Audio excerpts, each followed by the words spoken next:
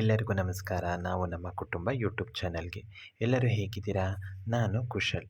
ಹಿಂದಿನ ವಿಡಿಯೋದಲ್ಲಿ ನಾವು ಅರಿಶಿಣದ ಗೌರಿ ಹಾಗೆ ಮರದ ಬಾಗ್ನ ಹೇಗೆ ಸಿದ್ಧತೆ ಮಾಡೋದು ಅನ್ನೋದನ್ನ ನೋಡಿದ್ವಿ. ಈ ವಿಡಿಯೋದಲ್ಲಿ ನಾವು ಸ್ವರ್ಣಗೌರಿ ಹಬ್ಬದ ಬಗ್ಗೆ ತಿಳ್ಕೊಂಡು ಹಾಗೆ ಪೂಜಾ ವಿಧಾನದ ಬಗ್ಗೆ ತಿಳ್ಕೊಳ್ಳೋಣ. ಸ್ವರ್ಣಗೌರಿ ಹಬ್ಬ ನಮಗೆ ಈ ಒಂದು ಆಚರಣೆನೇ ಇಲ್ವಲ್ಲಪ್ಪ, ನಾವು ಮಾಡೋದಿಲ್ಲ, ನಾವು ಗಣೇಶ ಕೂಡಿಸ್ತೀವಿ ಅಷ್ಟೇ. ನಮ್ಮ ಹಿಂದೂ ಸನಾತನ ಧರ್ಮದಲ್ಲಿ ಪ್ರತಿಯೊಂದು ಹಬ್ಬ ನಾವೆಲ್ಲರೂ ಆಚರಿಸಬೇಕಾಗಿರುವಂಥದ್ದು. ಅದರಲ್ಲಿ ಸ್ವರ್ಣಗೌರಿ ಹಬ್ಬನೇ ಬೇರೆ, ವ್ರತನೇ ಬೇರೆ. ವ್ರತ ಮಾಡದೇ ಇದ್ರೂ ಹಬ್ಬವನ್ನು ಮಾಡ್ಬೋದು. ನಾವು ಸ್ವರ್ಣಗೌರಿಯನ್ನು ಕೂಡಿಸೋ ಜಾಗವನ್ನು ಶುದ್ಧ ಮಾಡಿಕೊಂಡು ಅಲ್ಲಿ ಈ ರಂಗೋಲಿಯನ್ನು ಹಾಕ್ಕೊಳ್ಬೇಕು. ಇದ್ರ ಮೇಲೆ ಮಣೆ ಅಥವಾ ಪೀಠವನ್ನು ಇಟ್ಟು ಗೌರಿಯನ್ನು ಕೂಡಿಸೋದು. ಈ ಸ್ವರ್ಣಗೌರಿ ಪೂಜೆ ಮಾಡೋದರಿಂದ ಗಂಡನ ಆಯುಷ್ಯ ವೃದ್ಧಿ ಅಂದರೆ ದೀರ್ಘ ಸುಮಂಗಲಿ ಅನುಗ್ರಹ ಸಿಗುತ್ತೆ, ಸೌಭಾಗ್ಯ ಪ್ರಾಪ್ತಿಯಾಗತ್ತೆ ಅನ್ನೋ ಕಾರಣದಿಂದ ಗೌರಿ ಪೂಜೆಯನ್ನು ಮಾಡಲೇಬೇಕು. ಈ ರೀತಿ ಒಂದು ಮಂಟಪವನ್ನು ಇಟ್ಕೊಂಡು ಅರಿಶಿಣದಿಂದ ಒಂದು ರಂಗೋಲಿಯನ್ನು ಹಾಕ್ಕೊಳ್ತಾ ಇದ್ದೀನಿ. ನಾನು ಈ ವಿಡಿಯೋದಲ್ಲಿ ಸಣ್ಣದಾಗಿ ತೋರಿಸೋ ಒಂದು ಪ್ರಯತ್ನ ಮಾಡ್ತಾ ಇದ್ದೀನಿ. ಮುಂದೆ ಬರುವಂತಹ ವಿಡಿಯೋದಲ್ಲಿ ಗೌರಿ ಹಬ್ಬ ನಮ್ಮನೇಲಿ ಹೇಗೆ ಆಚರಿಸ್ತೆ ಅನ್ನೋದನ್ನು ಪರಿಪೂರ್ಣವಾಗಿ ತೋರಿಸೋ ಪ್ರಯತ್ನ ಮಾಡ್ತೀನಿ. ಈ ರೀತಿ ಮುತ್ಕದ ಎಲೆಯನ್ನು ಹಾಕ್ಕೊಳ್ಬೇಕು. ನಾನು ಒಂದೇ ಒಂದು ತುಂಡನ್ನು ಇಟ್ಕೊಂಡಿದ್ದೀನಿ ನಿಮಗೆ ತೋರಿಸ್ಬೇಕು ಅನ್ನೋ ಒಂದು ದೃಷ್ಟಿಯಲ್ಲಿ. ಈ ರೀತಿ 5 ಇಡೀ ಭತ್ತವನ್ನು ಹಾಕ್ಕೊಳ್ಬೇಕು. ಅಕ್ಕಿಯನ್ನು ಕೂಡ ನೀವು ಹಾಕ್ಕೊಳ್ಬೋದು, ಆದರೆ ಆದಷ್ಟು ಭತ್ತವನ್ನು ಹಾಕ್ಕೊಂಡ್ರೇ ಶ್ರೇಷ್ಠ. ಆದ್ದರಿಂದ ಭತ್ತವನ್ನು ಹಾಕ್ಕೊಂಡು ಭತ್ತದ ಮೇಲೆ ನಿಮ್ಮ ಉಂಗುರದ ಬೆರಳಿಂದ ಯಾವುದಾದ್ರೂ ಒಂದು ಓಂ ಅಥವಾ ಶ್ರೀ ಸ್ವಸ್ತಿಕ್ ಏನಾದ್ರು ಬರೆದು ಅದಕ್ಕೆ ಅರಿಶಿಣ ಕುಂಕುಮವನ್ನು ಹಾಕಿ, ಈ ರೀತಿ ನಿಮ್ಮಲ್ಲಿ ಸೀರೆ ಇದ್ದರೆ, ಸೀರೆ ಉಡಿಸೋವಂಥ ರೂಢಿ ಇದ್ದರೆ ಸೀರೆಯನ್ನು ಉಡಿಸ್ಬೋದು. ಈಗ ಗೌರಿಯನ್ನು ಸ್ಥಾಪಿಸಿ ನಾನು ಸೀರೆ ಉಡ್ಸೋಕ್ಕಾಗಲ್ಲ ಅಂತ ಅಂದರೆ ಬ್ಲೌಸ್ ಪೀಸನ್ನೇ ಬೇಕಾದರೆ ನೀವು ದೇವಿಗೆ ಹಾಕ್ಬೋದು. ಬ್ಲೌಸ್ ಪೀಸ್ ಹಾಕಿದ ಮೇಲೆ ನಾವು ದೇವ್ರ ಮುಂದೆ ಒಂದು ರಂಗೋಲಿಯನ್ನು ಬಿಡಬೇಕಾಗತ್ತೆ. ಎಲ್ಲರೂ ಒಂದು ತಪ್ಪು ಮಾಡೋದೇನಪ್ಪ ಅಂತ ಅಂದರೆ ಗೌರಿ ಹಬ್ಬವನ್ನು ಆಚರಿಸೋದೇ ಇಲ್ಲ, ಗಣೇಶ ಹಬ್ಬನ ಮಾಡಿಬಿಡ್ತಾರೆ. ಏನು ತಾತ್ಪರ್ಯ ಇರೋದು? ಗಣೇಶ ಬಂದು ಗೌರಿಯನ್ನು ಕರ್ಕೊಂಡು ಹೋಗ್ತಾನೆ. ತವ್ರ ಮನೆಗೆ ಬಂದಿರತಕ್ಕಂಥ ಗೌರಿಯನ್ನು ಮಗ ಬಂದು ಬಾಮ್ಮ ಹೋಗೋಣ ಅಂತ ಹೇಳಿ ಕರ್ಕೊಂಡು ಹೋಗೋದೇ ತಾತ್ಪರ್ಯ. ಆದರೆ ಎಲ್ಲ ಜನರು ಮಗನ ಮಾತ್ರ ಕರೆದು ಬಿಡ್ತಾರೆ, ಅಮ್ಮನ್ನ ಕರೆಯೋದೇ ಇಲ್ಲ. ಅಮ್ಮನ್ನ ಎಲ್ಲೋ ಒಂದು ಮೂಲೆಯಲ್ಲಿ ಗಣೇಶನ ಪಾದದಡಿ ಇಡೋದು ದೊಡ್ಡ ತಪ್ಪು.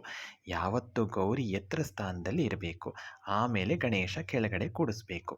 ಗೌರಿ ಪೂಜೆ ಮಾಡಬೇಕಾದ್ರೆ ಈ ರೀತಿ ಪಂಚಗೌರಿ ಪೂಜೆಯನ್ನು ಮಾಡಬೇಕು. ಅಂದರೆ ಮೊದಲು ಮಣ್ಣಿನ ಗೌರಿ, ಇದು ಗಂಗೆ ಅಂತ ಹೇಳ್ತೀವಿ, ಅದು ಇನ್ನೊಂದು ಗೌರಿ, ಇದು ಮರಳಿನ ಗೌರಿ. ಅದಾದ ಮೇಲೆ ಮರಳಿನ ಗೌರಿ ಅಂತ ಅಂದರೆ ಎಲ್ಲಾದರೂ ನಿಮಗೆ ಮರಳು ಸಿಕ್ಕಿದ್ರೆ ಆ ಮರಳಲ್ಲಿ ಈ ರೀತಿ ಗೋಪುರಾಕಾರ ಮಾಡಿ ಅರಶಿನ ಕುಂಕುಮ ಹಚ್ಚಿ ಮರಳಿನ ಗೌರಿ. ಅದಾದಮೇಲೆ ಲೋಹದ ಗೌರಿ.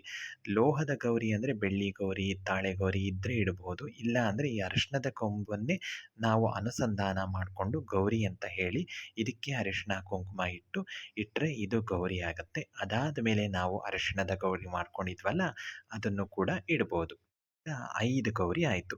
ಮಣ್ಣಿನ ಗೌರಿ, ಮರಳಿನ ಗೌರಿ, ಲೋಹದ ಗೌರಿ, ಅರಿಶಿಣದ ಗೌರಿ, ಹಾಗೆ ಗಂಗೆ ಕೂಡ ಸ್ವಯಂ ಗೌರಿ ಅಂತ ಹೇಳ್ತೀವಿ. ಈ 5 ಗೌರಿಯನ್ನು ಪೂಜೆ ಮಾಡಿದ್ರೆ ಪಂಚಗೌರಿ. ನೋಡಿ, ನಾನು ಹೋದ ವರ್ಷ ನಾವು ಈ ರೀತಿ ಮಾಡಿದ್ವಲ್ವ, ಇದನ್ನು ಫೋಟೋ ಹಾಕಿದ್ದೀನಿ. ಈಗ ಇದಕ್ಕೆ ಮಾವಿನ ಸೊಪ್ಪು ಹಾಗೆ ಬಾಳೆಕಂಬ ಇಟ್ಟು ಈ ಒಂದು ಮಂಟಪವನ್ನು ಸಿಂಗಾರ ಮಾಡೋದು. ಈಗ ಪೂಜೆ ಮಾಡೋ ವಿಧಾನ. ಪಂಚಪಾತ್ರೆ ಉದ್ಧರಣೆಯಲ್ಲಿ ನೀರು, ಅರಿಶಿನ ಕುಂಕುಮ, ಗಂಧ, ಅಕ್ಷತೆ ಹಾಗೆ ಅಡುಗೆ ಪಾತ್ರೆ, ಗೆಜ್ಜೆ ವಸ್ತ್ರಗಳನ್ನು ತಗೊಂಡಿದ್ದೀನಿ. ಒಂದು ಗಣೇಶನಿಗೆ, ಇನ್ನೊಂದು ಗೌರಿಗೆ, ಅದೇ ರೀತಿ ಇನ್ನೊಂದು ಪಂಚಗೌರಿಗೆ. ಈ ರೀತಿ ಹೂವನ್ನು ತಗೊಂಡು ಸಿದ್ಧತೆ ಮಾಡ್ಕೊಂಡಿದ್ದೀನಿ. ಪೂಜೆ ಮಾಡೋ ವಿಧಾನಕ್ಕೆ ಮೊದಲು ನಾವು ದೀಪವನ್ನು ಹಚ್ಕೊಬೇಕು. ದೀಪಂ ಜ್ಯೋತಿ ಪರಬ್ರಹ್ಮ, ದೀಪಂ ಜ್ಯೋತಿ ಜನಾರ್ದನ, ದೀಪೋಹರತಿ ಪಾಪಾಣಿ, ಸಂಧ್ಯಾ ದೀಪಂ ನಮೋಸ್ತುತೆ ಅಂತ ಹೇಳಿ ಮಂತ್ರವನ್ನು ಹೇಳಿ ದೀಪಕ್ಕೆ ಅರಿಶಿನ ಕುಂಕುಮ ಅಕ್ಷತೆ ಹೂವುಗಳನ್ನು ಹಾಕ್ಕೊಂಡು ದೀಪಕ್ಕೆ ಪ್ರಥಮವಾಗಿ ನಾವು ಪೂಜೆ ಮಾಡಿಕೊಳ್ಬೇಕು. ದೀಪ ಪೂಜೆ ಆದ ನಂತರ ನಾವು ಪಂಚಪಾತ್ರೆ ಉದ್ಧರಣೆಗೆ ನೀರು ಹಾಕ್ಕೊಂಡಿರ್ತೀವಲ್ವ ಅದಕ್ಕೆ ಪೂಜೆ ಮಾಡಿಕೊಳ್ಳೋಣ. ಗಂಗೆ ಚ ಯಮುನೆ ಚೈವ ಗೋದಾವರಿ ಸರಸ್ವತಿ ನರ್ಮದಾ ಸಿಂಧು ಕಾವೇರಿ ಜಲೇಸ್ಮಿನ್ ಸನ್ನಿಧಿಂ ಕುರು ಅಂತ ಹೇಳಿ ಗಂಗೆಯನ್ನು ಆವಾಹನೆ ಮಾಡಿ ಆ ಗಂಗೆಗೆ ಗಂಧ, ಅರಿಶಿಣ, ಕುಂಕುಮ, ಅಕ್ಷತೆ ಹಾಗೆ ಹೂವನ್ನು ಹಾಕ್ಕೊಂಡು ಗಂಗೆ ಪೂಜೆಯನ್ನು ಮಾಡಿಕೊಳ್ಬೇಕು. ಈಗ ಎಲ್ಲ ದೇವರನ್ನ ಆವಾಹನೆ ಮಾಡ್ಕೊಳ್ಳೋದು. ಆವಾಹನೆ ಅಂದರೆ ಎಲ್ಲ ದೇವರನ್ನ ಕರೆಯೋದು ಅಂತ ಹೇಳಿ. ಮಹಾಗಣಪತಿ ಆವಾಹಯಾಮಿ ಸ್ಥಾಪಯಾಮಿ ಪೂಜಯಾಮಿ, ಮಹಾಗೌರಿ ಆವಾಹಯಾಮಿ ಸ್ಥಾಪಯಾಮಿ ಪೂಜಯಾಮಿ, ರತ್ನಸಿಂಹಾಸನಂ ಸಮರ್ಪಯಾಮಿ ಅಂತ ಹೇಳಿ. ಈಗ ಗೋಮಯದಿಂದ ನಾವು ಮುಖ್ಯವಾಗಿ ಮಹಾಗಣಪತಿಯನ್ನು ಮಾಡಿ ಇಟ್ಕೊಳ್ಬೇಕು ಗೌರಿ ಹಬ್ಬದ ದಿನ. ಪ್ರಥಮವಾಗಿ ನಾವು ಹೂವನ್ನು ಎತ್ಕೊಂಡು ನೀರನ್ನು ಎಲ್ಲ ಕಡೆ ಪ್ರೋಕ್ಷಣೆ ಮಾಡಿಕೊಳ್ಬೇಕು. ಆಮೇಲೆ ಆ ಹೂವನ್ನು ಬಿಸಾಕ್ಬಿಡಬೇಕು. ಈಗ ಗಂಧವನ್ನು ನಾವು ಪ್ರೋಕ್ಷಣೆ ಮಾಡಿ ದೇವಿಗೆ ಅರ್ಪಿಸಬೇಕು. ಅರಿಶಿಣವನ್ನು ಪ್ರೋಕ್ಷಣೆ ಮಾಡಿ ದೇವಿಗೆ ಅರ್ಪಿಸಬೇಕು. ಅದೇ ರೀತಿಯಾಗಿ ಕುಂಕುಮವನ್ನು ಕೂಡ ನಾವು ದೇವಿಗೆ ಪ್ರೋಕ್ಷಣೆ ಮಾಡಿ ಅರ್ಪಿಸಬೇಕು. ಈಗ ಅಕ್ಷತೆಯನ್ನು ದೇವಿಗೆ ಅರ್ಪಿಸಬೇಕು. ಅಕ್ಷತೆ ಆದ ನಂತರ ನಾವು ದೇವಿಗೆ ಪುಷ್ಪವನ್ನು ಅರ್ಪಿಸಬೇಕು. ಈ ಪುಷ್ಪವನ್ನು ಅರ್ಪಿಸಿದ ನಂತರ ದೇವಿಗೆ ಗೆಜ್ಜೆ ವಸ್ತ್ರ, ಪ್ರಥಮವಾಗಿ ಮಹಾಗಣಪತಿಗೆ ನಾವು ಕೆಂಪಲ್ಲೇ ಮಾಡಿರುವಂಥ ಗೆಜ್ಜೆ ವಸ್ತ್ರ 21 ಎಳೆಯನ್ನು ಹಾಕ್ಕೊಳ್ಬೇಕು. ಅದಾದ ನಂತರ ನಾವು ಈ ಒಂದು ಪಂಚಗೌರಿಯಗೆ 16 ಎಳೆ ಗೆಜ್ಜೆ ವಸ್ತ್ರವನ್ನು ಹಾಕಬೇಕು. 16 ಎಳೆ ಗೆಜ್ಜೆ ವಸ್ತ್ರ ಆದ ನಂತರ ಮಹಾಗೌರಿ ನಾವು ಕೂಡಿಸಿರ್ತೀವಲ್ಲ, ಆ ದೇವಿಗೂ ಕೂಡ 16 ಎಳೆ. 16 ಎಳೆ ಯಾಕಂದರೆ ಮಹಾಗೌರಿ ಜೊತೆ 16 ಜನ ಸಖಿಯರಿರ್ತಾರಂತೆ. ಆ ಸಖಿಯರ ಸಾಂಕೇತಿಕವಾಗಿ ನಾವು ಷೋಡಶಿ ದೇವತೆಯರು ಅಂತ ಕರಿತೀವಿ, ಅವ್ರಿಗೆ ಅರ್ಪಿಸೋದು. ನಾವು ಪ್ರತಿಯೊಂದನ್ನು ಅರ್ಪಿಸಿದ ಮೇಲೆ ಉದ್ದರಣೆಯಿಂದ ನೀರು ತಗೊಂಡು ಅರ್ಗೆ ಪಾತ್ರೆಗೆ ಈ ರೀತಿ ಬಿಡಬೇಕು. ಈಗ ದೇವಿಗೆ ಕುಂಕುಮಾರ್ಚನೆ ಮಾಡಬೇಕು. ಅರಿಶಿಣವನ್ನು 2 ಬಾರಿ ನಾವು ಹಾಕಿ ಅದಾದ ನಂತರ ಕುಂಕುಮವನ್ನು ಅರ್ಚನೆ ಮಾಡೋದು. ಈ ರೀತಿ ಜಿಂಕೆ ಮುದ್ರೆಯನ್ನೇ ಇಟ್ಟುಕೊಂಡು ನಾವು ಕುಂಕುಮವನ್ನು ಅರ್ಚನೆ ಮಾಡಬೇಕು. ಓಂ ಗೌರಿಯೇ ನಮಃ, ಓಂ ಮಹಾಗೌರಿಯೇ ನಮಃ, ಓಂ ಸ್ವರ್ಣ ಗೌರಿಯೇ ನಮಃ ಅಂತ ಹೇಳಿ ಅರ್ಚನೆ ಮಾಡಿ ಈಗ ಧೂಪವನ್ನು ಮಾಡಬೇಕು. ಧೂಪವನ್ನು ಮಾಡಿದ ನಂತರ ನಾವು ದೀಪವನ್ನು ಮಾಡಬೇಕು. ಧೂಪ ದೀಪ ನೈವೇದ್ಯ ಅಂತ. ಈ ಒಂದು ಧೂಪ ಆದ ನಂತರ ಮತ್ತೆ ಉದ್ದರಣೆಯಿಂದ ನೀರನ್ನು ಹಾಕಬೇಕು. ತುಪ್ಪದ ಬತ್ತಿಯನ್ನು ಮಾಡಿಕೊಂಡು ನಾವು ಏಕಾರತಿಯನ್ನು ಮಾಡಬೇಕು. ಏಕಾರತಿಯನ್ನು ಮಾಡಿದ ನಂತರ ನೈವೇದ್ಯ ಆದಷ್ಟು ದೇವಿಗೆ ಕೋಸಂಬರಿ, ಒಬ್ಬಟ್ಟು ಇದೆಲ್ಲ ಭಾಳ ವಿಶೇಷವಾಗಿ ಗೌರಿಗೆ ನೈವೇದ್ಯ ಮಾಡೋದು. ಹೋದ ವರ್ಷ ನಮ್ಮ ಮನೆಯಲ್ಲಿ ನಾವು ಮಾಡಿರುವಂಥ ಗೌರಿ ಹಬ್ಬವನ್ನು ನೋಡ್ಕೊಂಡು ಬರ್ತಾ ಇದ್ದೀವಿ ಇವಾಗ. ಹೇಗೆ ನಾವು ಗೌರಿ ಹಬ್ಬವನ್ನು ಆಚರಿಸಿದ್ವಿ ಅಂತ. ಈ ರೀತಿಯಾಗಿ 5 ತಟ್ಟೆಗಳನ್ನು ಇಟ್ಟು ಗೌರಿ ಹಬ್ಬಕ್ಕೆ ವಿಶೇಷವಾಗಿ ಗೌರಿಗೆ ಪತ್ರೆಗಳ ಅರ್ಚನೆ, ಪುಷ್ಪಗಳ ಅರ್ಚನೆ ತುಂಬ ವಿಶೇಷ.